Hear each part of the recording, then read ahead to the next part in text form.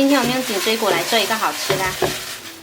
这种颈椎骨呢，它肉质特别嫩滑，怎么煮都不会柴，而且特别香。用清水浸泡30分钟，泡去血水。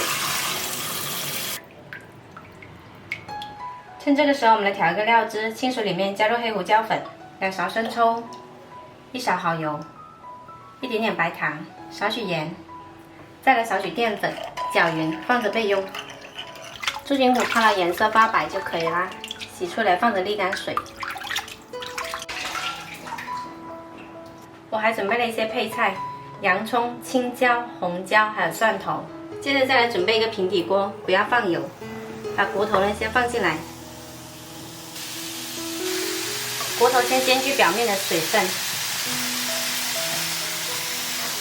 然后再放油煎。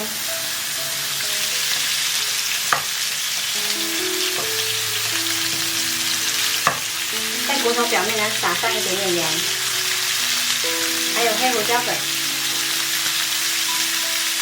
然后翻个面，这一面呢也要撒盐跟黑胡椒粉，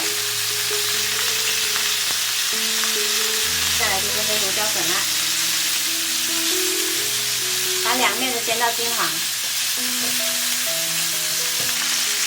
下面也再煎一下。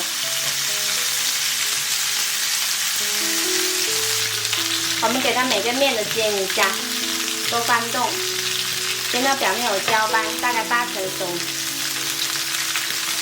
好了，煎到这样子就可以啦，先关火。再来准备一个砂锅，加少许油，把配菜倒进来炒香。炒香了之后，把骨头放进来。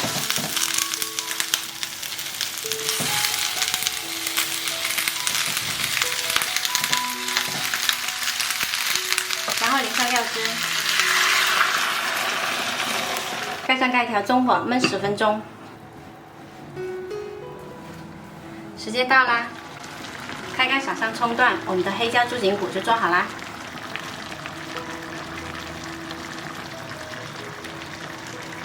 这样做的猪颈骨呢，吃起来特别嫩滑，而且超级香，喜欢的朋友可以试一下哦。